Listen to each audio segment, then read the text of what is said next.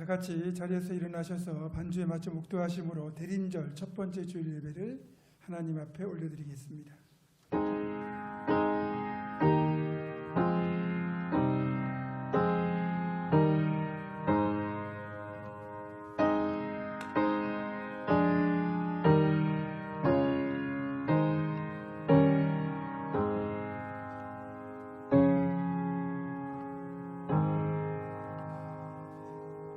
우리가 마음의 뿌림을 받아 악한 양심으로부터 벗어나고 몸은 맑은 물로 씻음을 받았으니 참 마음과 온전한 믿음으로 하나님께 나아가자. 하나님은 영이시니 예배하는 자는 영과 진리로 예배할지니라. 아멘.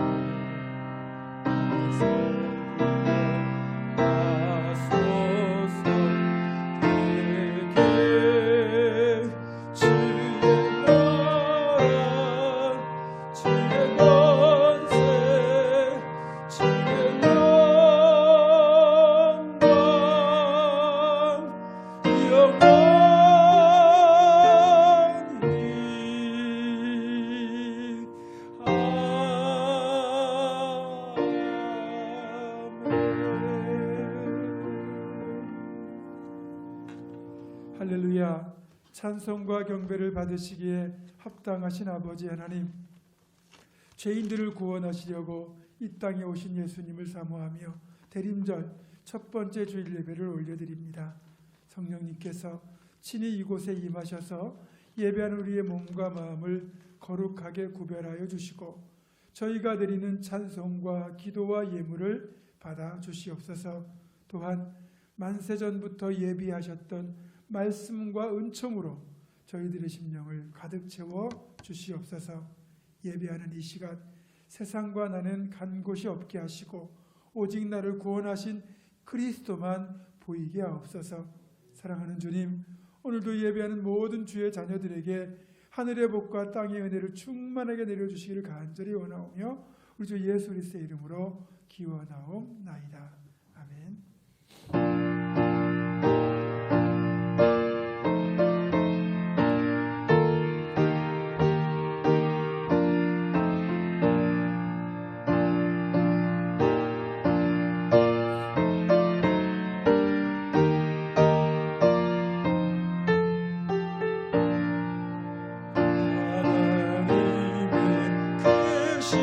사랑 하늘에서 내리사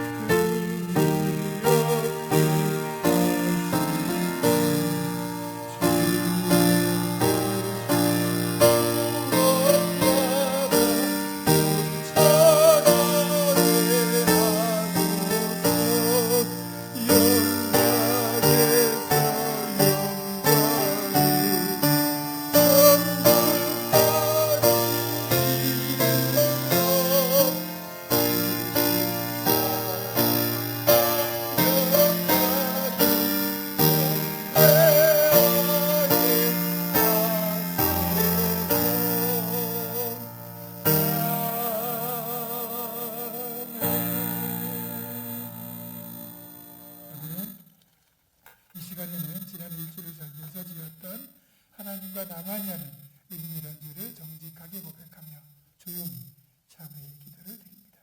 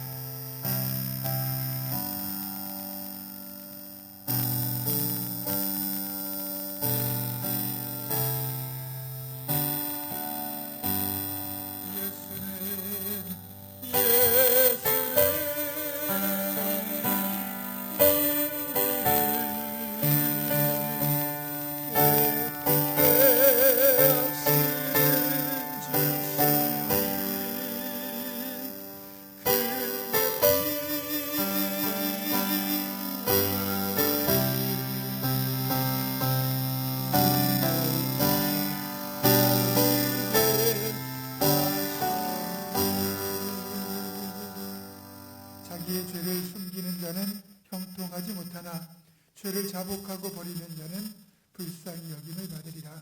그러므로 이제 그리스도 예수 안에 있는 자에게는 결코 정죄함이 없느니라. 아멘. 다 같이 사도신경으로 우리의 신앙을 한 목소리로 고백합니다.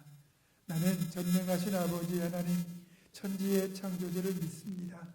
나는 그의 유일하신 아들 우리 주 예수 그리스도를 믿습니다. 그는 성령으로 잉태되어 동정녀 마리아에게서 나시고 본디오 빌라도에게 고난을 받아 십자가에 못 박혀 죽으시고 장사된 지 사흘 만에 죽은 자 가운데서 다시 살아나셨으며 하늘에 오르시어 전능하신 아버지 하나님 우편에 앉아 계시다가 거기로부터 살아있는 자와 죽은 자를 심판하러 오십니다. 나는 성령을 믿으며 거룩한 공교회와 성도의 교제와 죄를 용서받는 것과 몸의 부활과 영생을 믿습니다. 아멘. 자리에 앉으셔서 교동문 115번 구주강림 1번을 교독합니다.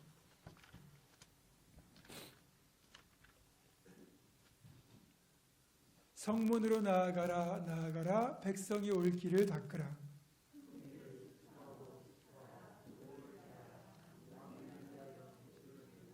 여호와께서 땅끝까지 선포하시되 너희는 딸 시온에게 이르라. 보라 내 구원이 이르렀느니라.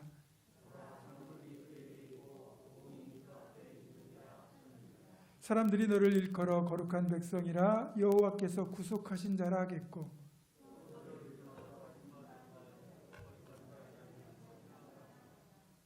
선지자 이사야의 책에 쓴 바 광야에서 외치는 자의 소리가 있어 이르되 모든 골짜기가 메워지고 모든 작은 산과 작은 산이 낮아지고 모든 육체가 하나님의 구원하심을 보리라 함과 같으니라. 아멘.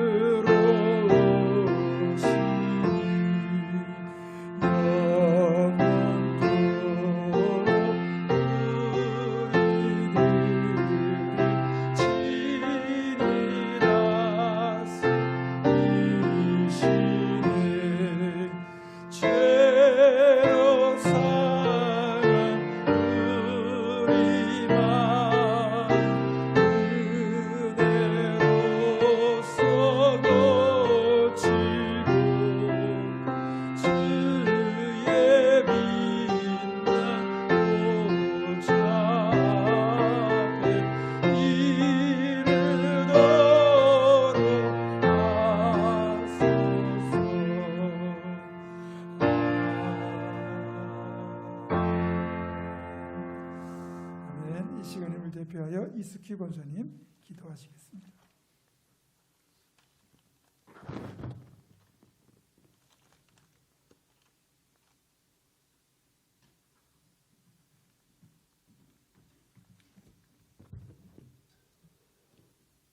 사랑과 은혜가 풍성하시고 저희들의 소망이 되시는 하나님 아버지, 지난 한 주간도 주님의 은혜의 보호 속에 살게 하시고 복된 주일 주회전에 나와 예배드릴 수 있도록 믿음과 건강 주심을 감사합니다.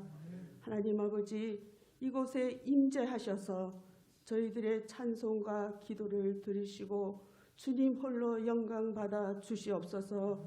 이 시간 저희들의 예배를 도우시며 인도해 주시는 살아계신 하나님 아버지, 온전히 믿습니다. 예수님밖에 없음을 이 시간 고백합니다. 저희 가운데 예수님의 보혈이 강물같이 차고 넘치게 하여 주시옵소서.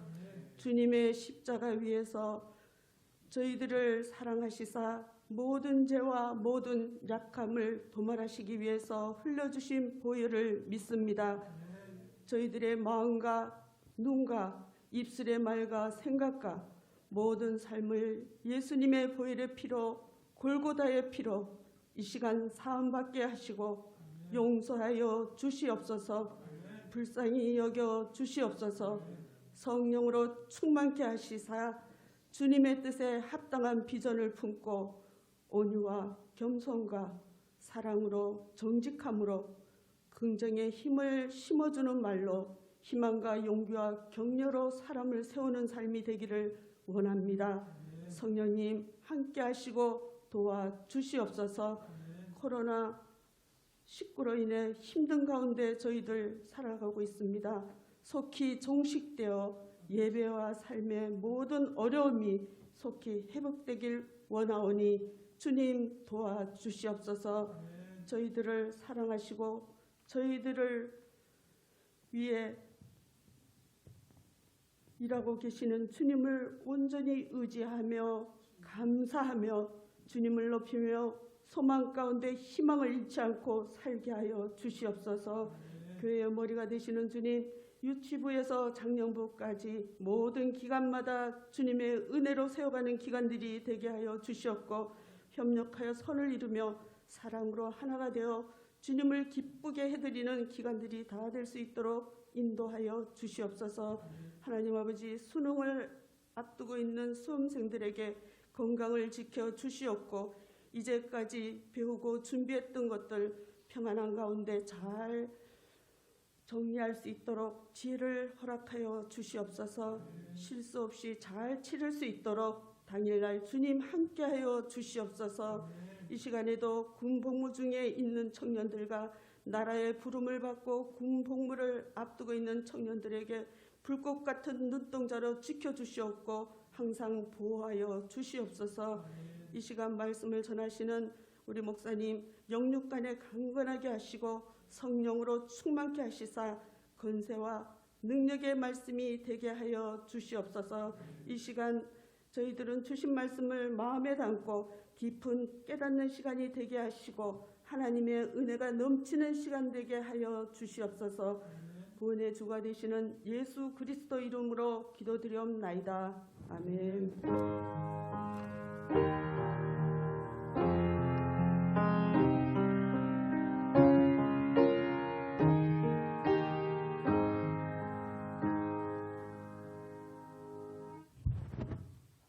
응원합니다.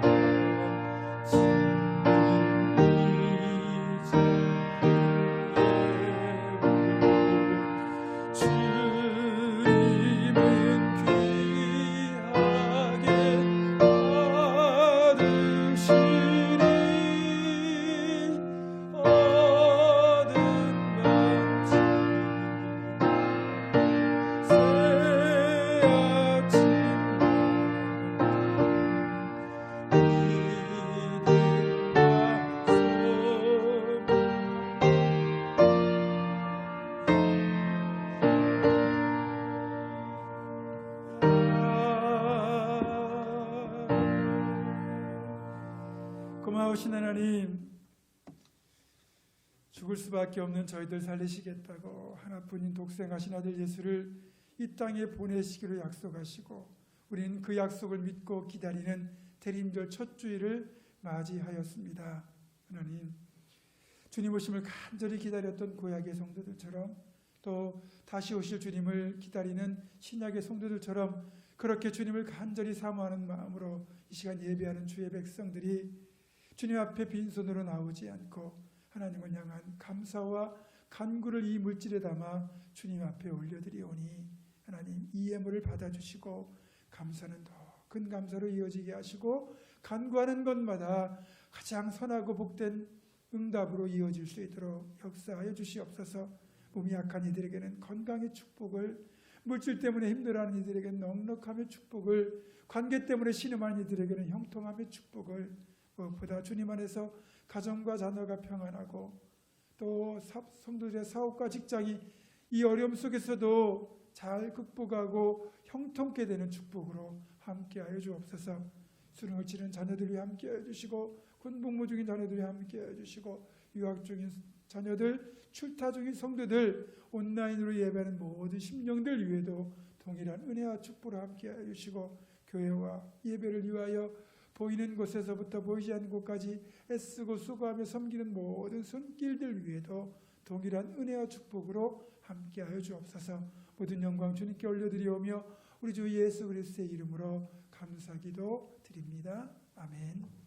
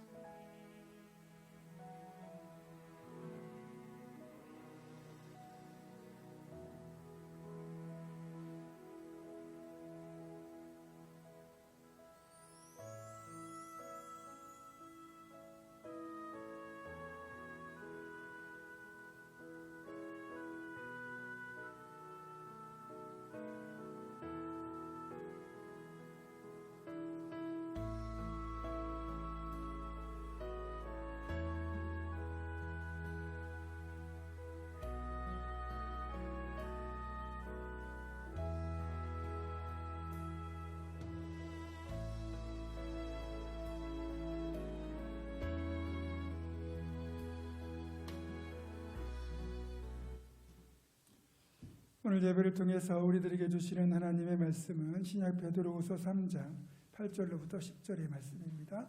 신약 386쪽에 있습니다.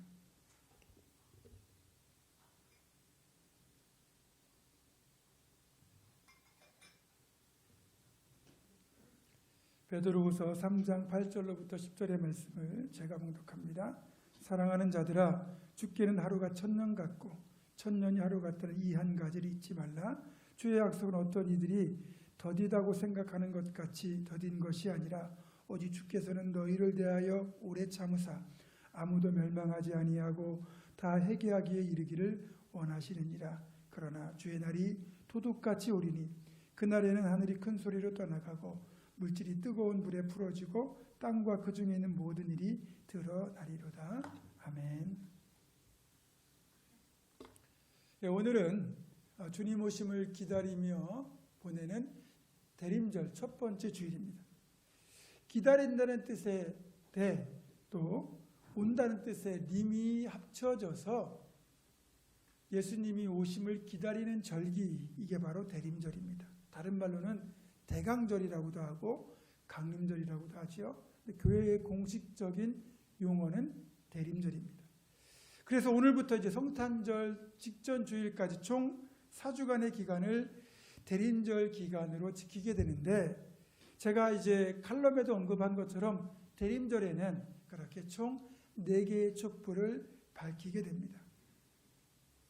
짙은 보라, 연보라, 분홍, 그 다음에 흰색, 이렇게 4개의 촛불을 하나씩 밝혀 가게 되는데, 대림절 첫 번째 주일에는 진 보라색의 촛불을 켜고, 두 번째 주일에는 이제 연보라색의 촛불까지 켜고, 다음에는 3개, 마지막 흰색 촛불까지 4개를 다 밝히면 성탄절이 이제 다가오는 거죠. 대림절에 촛불을 켜는 이유는 주님께서 세상의 빛이시다라는 의미입니다. 그리고 초의 색깔이 점점 밝은 색으로 이렇게 바뀌어가는 이유는 주님 오심이 점점 더 가까워진다, 그런 뜻입니다. 또 주님 오심이 그렇게 점점 더 가까워지는 것에 대한 우리의 기쁨의 표시이기도 합니다. 이제 이게 대림절 첫 번째 주일은 이렇게 진보라색의 촛불을 밝히죠. 진보라색 촛불의 의미는 기다림과 소망의 촛불로서 하나님 나라를 소망하며 이제 구원자가 되시는 예수 그리스도를 기다리는 것을 상징합니다. 대림절의 가장 본질적인 의미를 담고 있는 촛불이거죠. 그리고 대림절 이제 두 번째 주일에는 연보라색의 촛불을 켜게 되는데, 연보라색의 촛불의 의미는 회개와 평화를 상징합니다. 그래서 하나님 나라가 우리 가운데 이루어질 수 있도록 우리가 기도하고 있지만 정작 우리는 서로 다투고 분쟁하며 싸우고 있습니다. 그런 죄악된 우리의 모습을 회개하며 평화의 왕으로 오실 예수님을 기다리는 것을 상징하죠. 세 번째 주일에는 이제 분홍색의 촛불을 켜는데, 분홍색의 촛불은 만남과 화해를 상징합니다. 하나님의 사랑으로 이 땅에 오시는 아기 예수님, 죄가 없으신 예수님과 죄가 있어서 죽을 수밖에 없는 우리들과의 만남을 통해 결국 화해와 회복이 이루어질 것을 상징하고 있습니다. 마지막 네 번째 주일에는 흰색의 촛불을 밝힙니다. 흰색의 촛불은 사랑과 나눔, 기쁨의 촛불입니다. 예수님의 사랑으로 우리가 주위를 돌아보면서 어렵고 굶주리고 가난한 자들을 돌아보고 이들에게 예수님의 사랑을 전하고 실천하면서 서로 기쁨으로 예수님을 기다리는 것을 상징합니다. 오실 예수님을 기다리며 자신을 밝히는 대림절 촛불처럼 성탄을 기다리는 우리의 모습이 그 어느 때보다 주님 오심을 간절히 기다리며 경건하고도 거룩하게 그렇게 주님을 기다리고 또 오시는 주님을 성탄절 아침에 기쁨으로 맞이할 수 있는 우리가 되기를 주님의 이름으로 축원합니다. 그렇다면 이렇게 우리가 해마다 교회력으로 지키는 대림절의 유래는 어떻게 되었을까요? 어떻게 대림절이 시작된 걸까요? 사실 이제 이 땅의 교회가 시작되면서 이제 대림절이 교회의 절기로 자리 잡게 된 것은 주 6세기 말 7세기 초에 정착이 됩니다. 하지만 궁극적으로는 그 유래가 에덴 동산까지 거슬러 올라갑니다. 대림절은 예수님이 오시는 거잖아요. 예수님이 이 땅에 오신 이유가 뭡니까? 우리를 죽을 죄에서 구원하시기 위하여 오신 겁니다. 그러면 우리가 죽을 죄를 짓게 된 그 시작으로 올라가야 되겠죠. 하나님이 천지만물을 창조하시고 그리고 동방의 에덴의 동산을 창설하시고 거기에 아담과 하와를 두셨습니다. 그런데 어느 날 사탄의 유혹을 받은 인류의 조상인 아담과 하와가 하나님이 어미 금하신 선악을 알게 하는 나무의 열매를 따먹고 범죄하는 순간 결국 하나님께서 경고하신 대로 이 땅에 죽음이 들어오고 그 죽음의 저주가 온 인류에게 임했습니다. 하나님 앞에 범죄하여 죽을 수밖에 없었고 그런 죽음의 저주를 심판하는 그 자리에서조차 하나님은 우리들에게 메시아를 보내실 것을 약속하셨습니다. 창세기 3장 15절입니다. 내가 너로 여자와 원수가 되게 하고 네 후손도 여자의 후손과 원수가 되게 하리니 여자의 후손은 네 머리를 상하게 할 것이요 너는 그의 발꿈치를 상하게 할 것이니라 하시고 여기 나오는 여자의 후손은 바로 예수 그리스도를 의미합니다. 인류를 죽음의 죄에 빠뜨린 원흉이었던 사탄의 머리를 예수님께서 상하게 하시고 즉 죽음을 정복하시고 우리를 구원하시게 될 것이라는 그 약속. 그래서 이것을 처음의 복음 또는 원시적인 복음을 해서 원복음이라고 말을 하게 되는데 하나님은 우리가 하나님 앞에 범죄하여 죽을 수밖에 없는 그 저주의 자리에서조차 우리를 긍휼히 여기셔서 이렇게 우리를 구원하시겠다는 메시아 약속을 복음으로 주셨습니다. 그리고 이렇게 원복음 형태로 제시되었던 메시아 약속이 구체적으로 선포된 것은 선지자들의 입술을 통해서였고 그 중에서도 이사야 선지자를 통해서는 오실 메시아가 어떤 분인지 아주 구체적으로 선포되었고 그래서 선지자를 통해서 메시아 예언을 듣는 모든 이들의 가슴을 뛰게 만들었습니다. 이사야 9장 6절부터 7절입니다. 이는 한 아기가 우리에게 낳고 한 아들을 우리에게 주신 바 되었는데 그의 어깨에는 정사를 메었고 그의 이름은 기묘자라 모사라 전능하신 하나님이라 영존하시는 아버지라 평강의 왕이라 할 것이니라.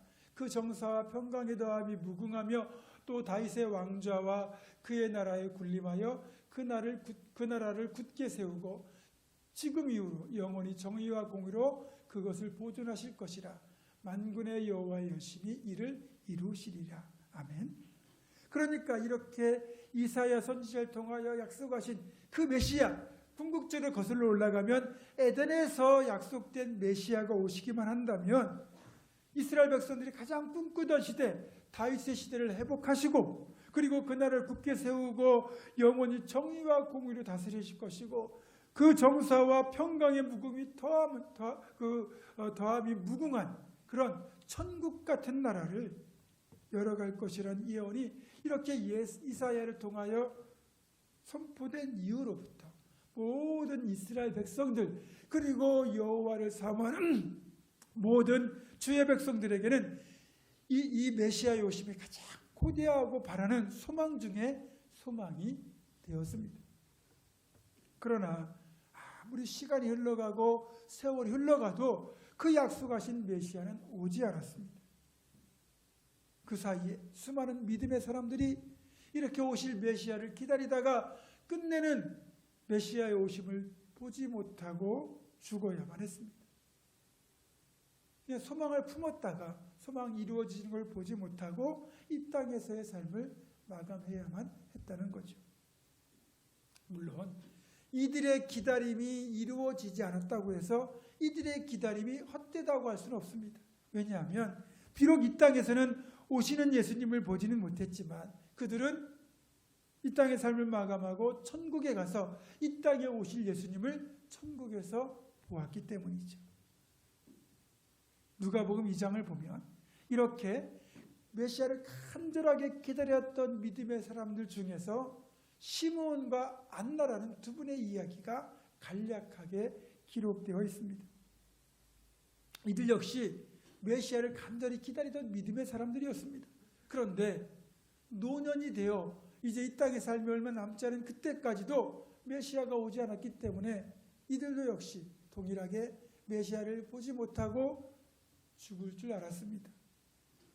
그러던 어느 날이었습니다.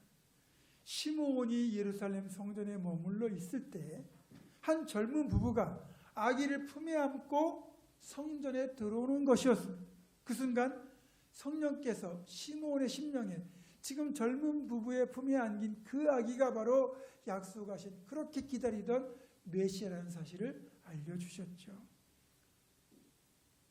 시몬은 감격 속에서 그 메시아를 맞았습니다. 그리고 아직은 어리신 아기 예수를 품에 안고 이제는 말씀하신 대로 종을 평안히 놓아주시는도다.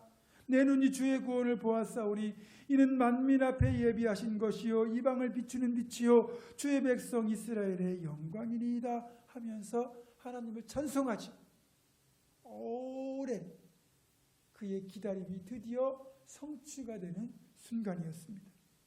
안나라는 여성 역시 84세가 되는 그날까지 하나님의 나라를 사모하며 메시아를 간절히 기다리던 믿음의 사람이었는데 기도 중에 마침 아기 예수가 성전에 오신 것을 보고는 나와서 하나님께 감사하고 예루살렘의 속량을 바라는 모든 사람에게 예수님에 대하여 이야기하였다라고 기록되어 있습니다. 여러분, 이렇게 이사야의 예언이 있은 뒤로부터 시므온과 안나가 예수님을 맞이하기까지, 즉 베들레헴 말구유 위에 예수님이 탄생하기까지는 시간적으로 보면 최소한 700년 이상이 흘러야만 했습니다. 그 긴 세월 많은 믿음의 사람들이 기다림을 해야 됐다는 뜻이죠. 자, 여러분은 그렇다면 여러분 인생에서 얼마나 긴 기다림을 해보셨습니까? 기다림이 있다는 건 기다림의 대상을 만날 것이라는 기대와 소망이 있다는 뜻이지만 한편으로는 기다림의 성취를 보지 못할 수도 있다는 좌절이 혼재되어 있습니다. 여러분 혹시 고도를 기다리며 라는 연극 보신 적이 있습니까? 제가 대학교 다닐 때도 대학교 연극반들이 고도를 기다리며 라는 연극을 종종 했는데 고도는 사람 이름입니다. 그러니까 어느 한적한 시골길 앙상한 나무 한 그루만 서 있는 언덕 밑에서 블라디미르와 에스트라공이라고 하는 두 방랑자가 고도라고 하는 인물이 나타나기를 기다리는 이야기를 가지고 이제 만들어진 연극이에요. 이들의 기다림은 아주 오래된 기다림입니다. 기다림이 워낙 오래되다 보니까 언제부터 기다렸는지도 모를 정도로, 그리고 이것이 이제는 습관이 되어버릴 정도로 오랜 기다림, 아주 지루한 기나긴 기다림이 되고 말았습니다. 그런데도 이들은 이 힘든 기다림을 포기하지 않습니다. 그렇지만 너무 힘들다 보니까 이 기다림을 포기하지 않기 위해서 자기들끼리 끊임없이 말을 주고받고 질문도 하고 그렇게 이것저것 노력을 계속합니다. 이들의 이런 모든 노력은 고도가 오기만 하면 끝날 것이라는 그런 희망 속에서 이루어지는 몸부림이기도 합니다. 이제 그날도 고도는 여전히 오지 않고 있고 하루해가 다 저물어 가고 있습니다.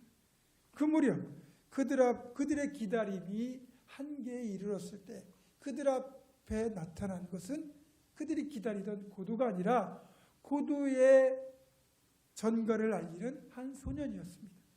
이 소년은 이 두 사람에게 고도가 오늘은 못 온다는 것과 그러나 언젠가 반드시 올 것이라는 말을 남기고 이 연극은 끝이 납니다.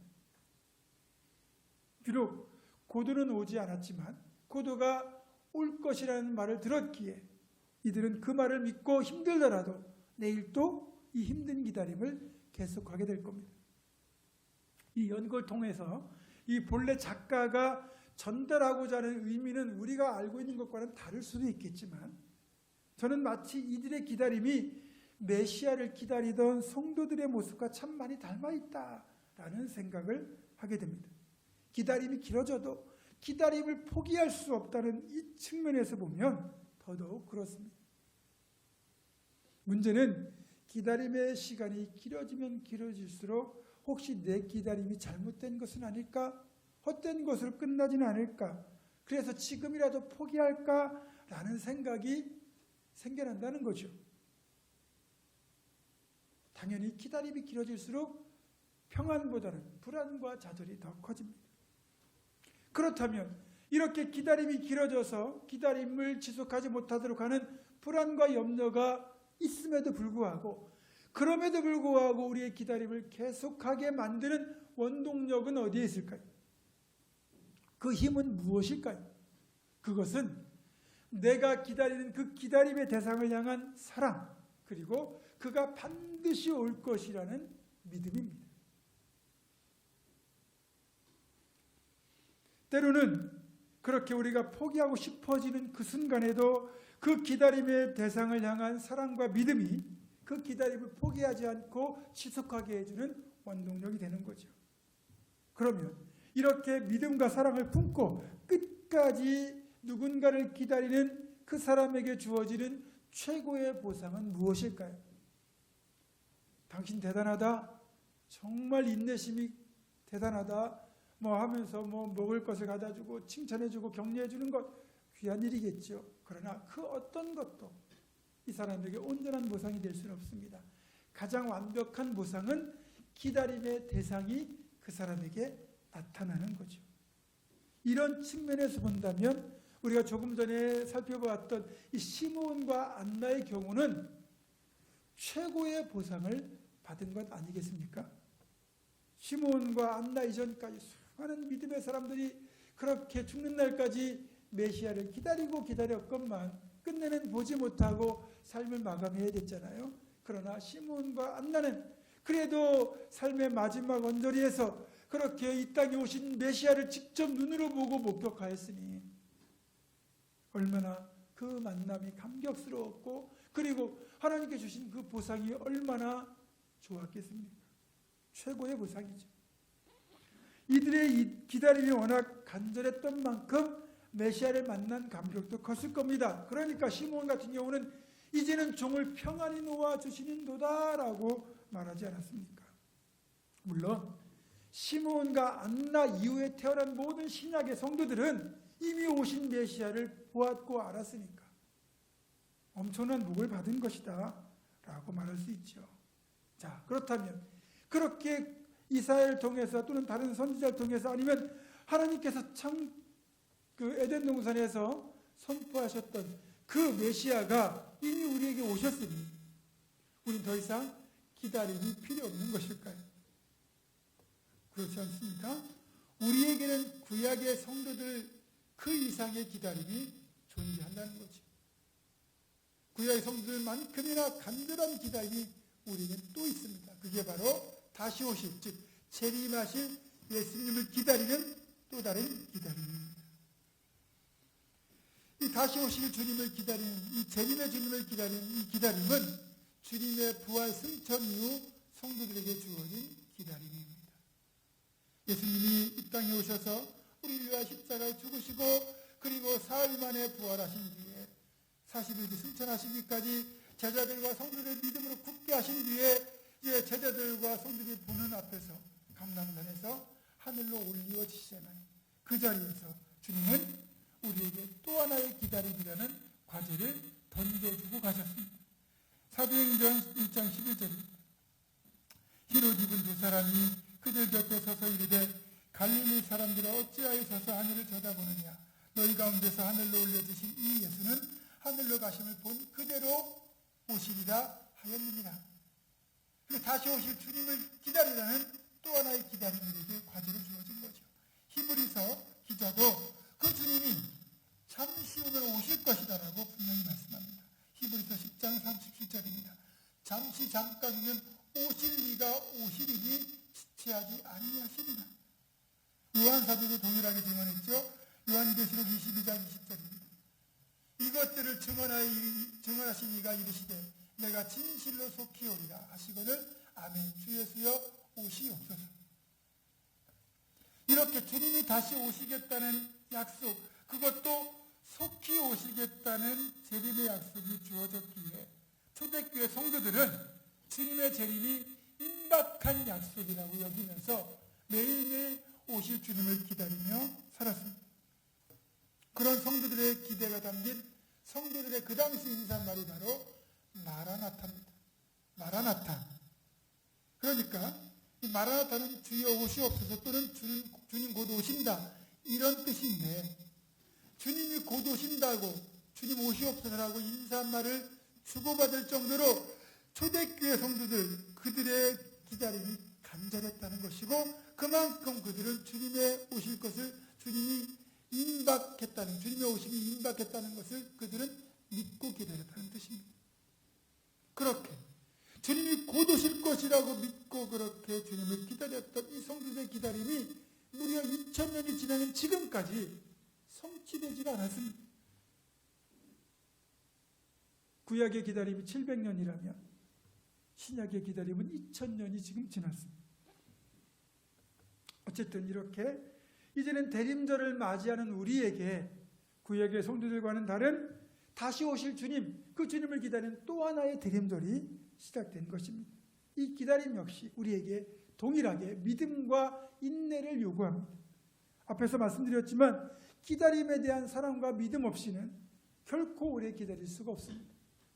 이제 다시 오실 주님을 기다리는 시간은 말씀드린 것처럼 구약의 기다림보다 벌써 3배가 더 흘러 2000년이 지났습니다.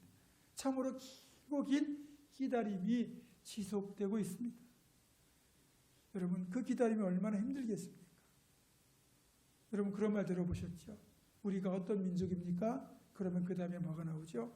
배달의 민족이라고 해서 요즘 어플로 많이 뜨는 그런 말이 있는데, 우리는 그런 배달의 민족이기도 하지만 기다림의 민족이기도 합니다. 저는 그래서 이게 주님 오심을 기다리며 살아가는 그 신앙을 망부석 신앙, 이렇게 표현하고 싶습니다. 망부석. 우리는 어딜 가나 이 망부석 전설이 있는데, 망부석은 절개가 굳은 아내가 집을 떠난 남편을 고개나 산마루에서 계속 기다리다가 끝내는, 돌아오는 남편을 보지 못하고 죽어서 돌기둥이 되었다라는 그 돌덩이를 망부석이라고 그러고, 그 망부석 전설이 곳곳에 있죠. 고기를 잡으러 나갔는지, 과거를 보러 갔는지, 장사하러 먼 길을 떠났는지, 어쨌든 집을 떠난 남편을 기다리다가 끝내는 돌이 되었다면 이 가슴 아픈 전설, 이게 바로 망부석인데, 이런 망부석 전설만큼이나 우리 민족은 기다림을 잘하는 민족 아니겠습니까?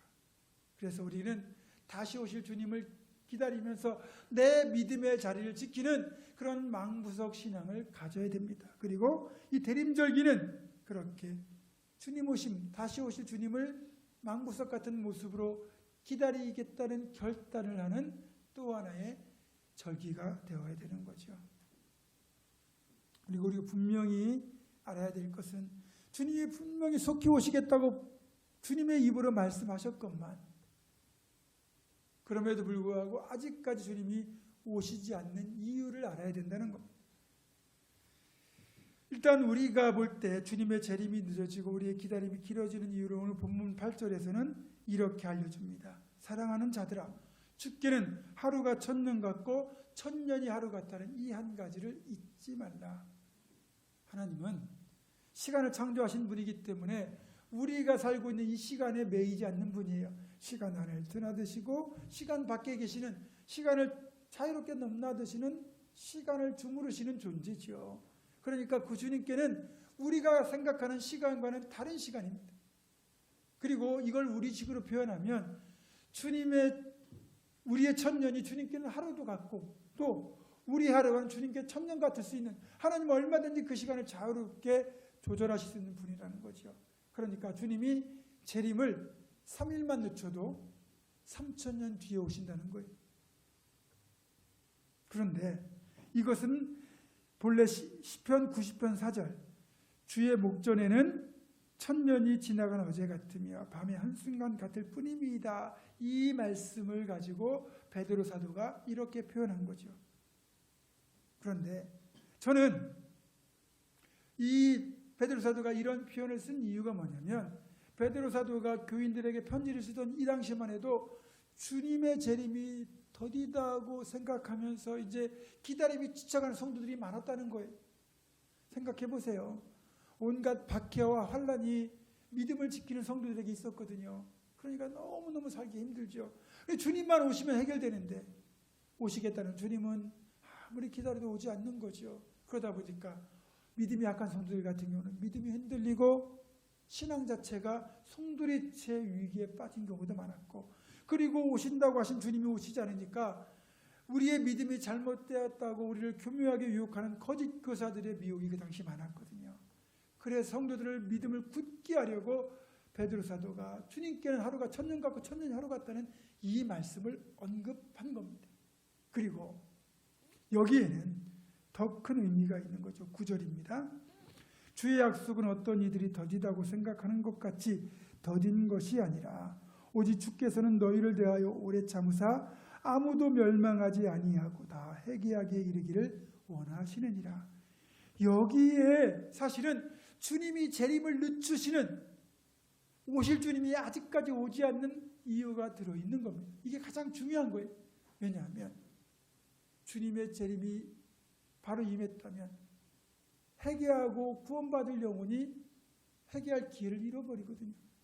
만약에 주님이 진즉에 오셨다면 우리들 중에서 누군가는, 내가 예수 믿기 전에 예수님 오셨다고 생각해 보세요. 여러분 어떻게 되겠습니까? 여러분은 구원의 기회를 잃어버리는 거예요. 그런데 예수님이 조금 더 우리가 회개하고 주님을 영접하고 구원받도록 그 시간을 늦춰주셨기 때문에 여러분들이 그 사이에 예수님을 영접하고 구원받은 거죠. 그러니까 이제는 예수님이 오셔도 여러분은 아무 문제가 없지만, 그러나 아직까지 구원받아야 될 그 영혼 중에서, 아직까지 예수를 믿지 않고 세상에서 방황하고 있는 그 영혼 한 사람이라도 더 돌아오기를 기다리면서 주님은 오실 때를 늦추고 계신 거예요. 생각해 보세요. 진짜 만약에 여러분이 예수 믿기 전에 주님 오셨다면 어떤 일이 벌어졌겠습니까? 여러분이 영영 지옥불에 던져지는 거예요. 아찔하지 않습니까? 그러나 분명한 것은 이제 그 주님이 시간을 늦추셨지만 주님 오실 날이 얼마 남지 않았습니다. 성경에 말씀하시는 이 마지막 때의 징조와 상황들이 지금 이 시대와 너무나 닮아 있습니다. 지금이라도 당장이라도 주님 오셔도 아무렇지 않을, 이상하지 않을 그런 상황을 우리는 지금 맞이하고 있습니다. 그래서 적어도 영혼 구원의 사역만큼은 절대로 늦춰서는 안 됩니다. 내가 전도하고 싶은 이가 있다면 지금 전도해야 됩니다. 영혼 구원은 늦춰서는 안 됩니다. 코로나 시대라고 해서 코로나니까 코로나 끝나고 내가 전도하자, 코로나 끝나고 교회 데려가자. 여러분, 주님 지금 오시면 어떡하겠습니까? 코로나 끝나기 전에 주님 오시면 그 사람은 구원 못 받는 거예요. 말씀을 맺습니다. 우리에게 메시아가 오실 것이라는 약속을 주신 분은 하나님이십니다. 다시 오실 것이라고 약속하신 그분도 하나님이십니다. 하나님은 신실하신 분이기 때문에 하나님의 약속은 반드시 성취됩니다.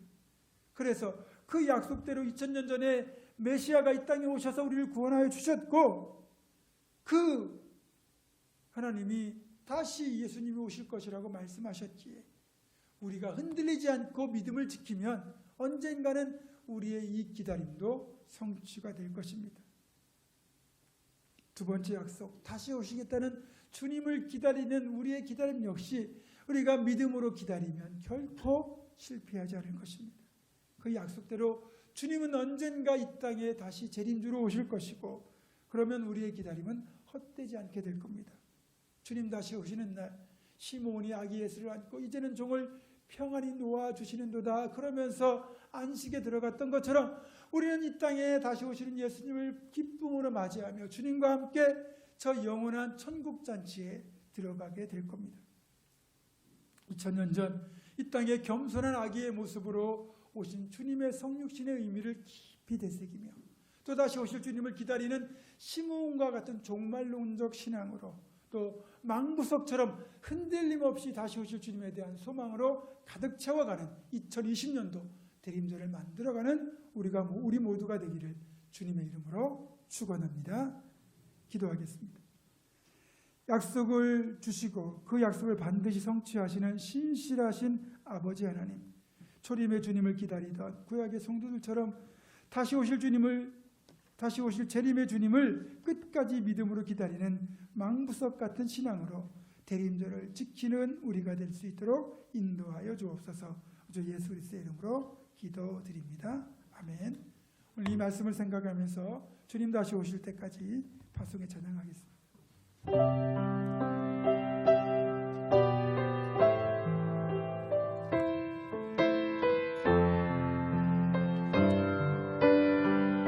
주님 다시 오실 때까지